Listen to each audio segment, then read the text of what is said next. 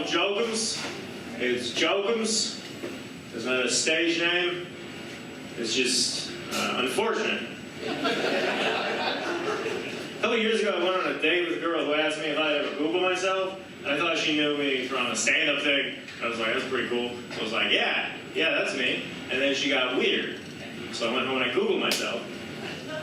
And it turns out, when you look me up, the first result is Michael Jokums, North Carolina sex offender registry. That is a different guy. Second result, Michael Jokums, sex offender again. That's me.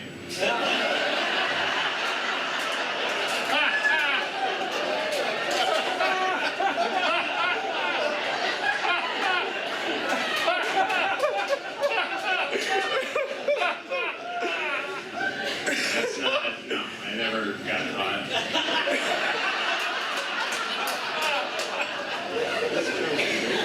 I'm actually happy to say, now if you Google me, I am the one that comes up, so that's pretty cool. I feel like I'm helping that first guy out a little bit.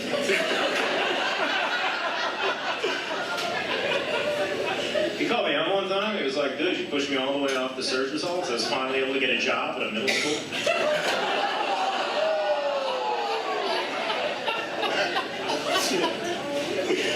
I'm not a big fan of labels, but alcoholic, that's a good one. I don't drink anymore because I was getting a little good at it. I shouldn't even say I quit. It's more like I retired as one of the best to ever play the game. There's things that I miss about drinking, like driving afterwards. That was fun. Because how often in your day-to-day life are you truly, challenged?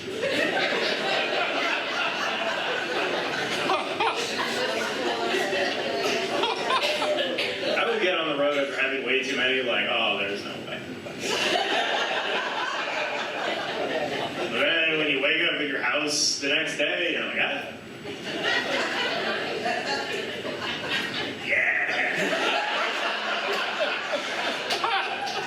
Nothing quite like it. I once had to talk my way out of the DUI. The cop who pulled me over, he said, sir, have you been drinking tonight? And I was like, shit, I better think of something clever. No.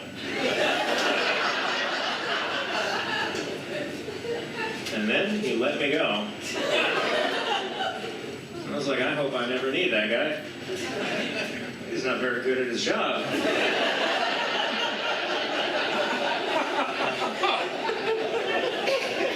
What if he answers my home invasion? Some guy's got me taped up in the bathtub, and that cop gets the call. And then a dude covered in my blood answers the door, and that cop is like, excuse me, sir, have you been slaughtering this entire family? No, they don't. Moved in. Okay, well, yeah, good night. Anyway, I don't like cops. They're always telling me to knock off my nonsense. And that is how they phrase it, because I am white.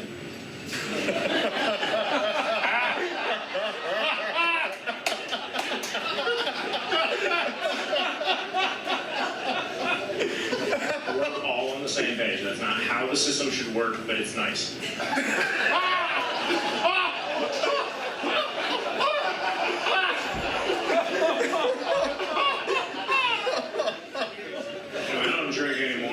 Freed up a lot of time and money in my life for drugs. I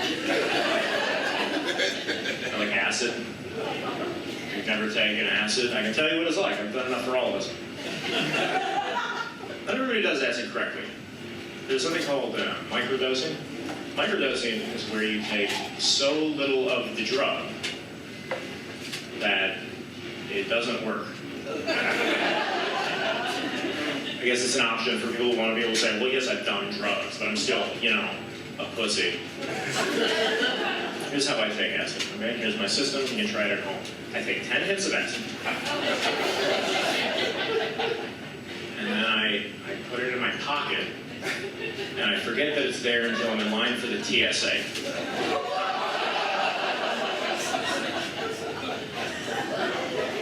And then you have a choice.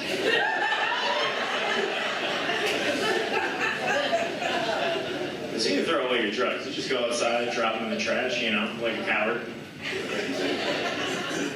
Or you can take 10 hits of acid. And then get in line for a federal security checkpoint.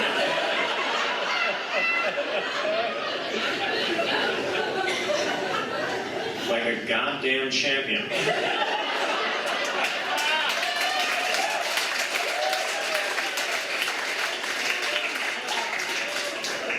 So I took my drugs. And I was thinking, like, okay, this probably won't kick in until I get to my gate, right? And then the line was 2 hours long. You ever been in a situation where you're like, this is really bad? But I'm going to be on the news tomorrow.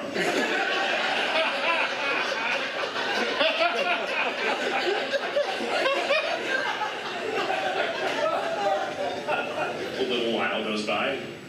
Shit starts getting weird.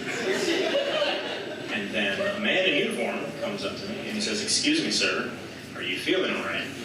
And I don't know if it was the way he said it or the way his teeth were screaming at me.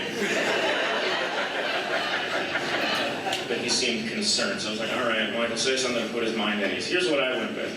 Never better, sir, I can feel my pulse and my eyeballs the way Christ intended.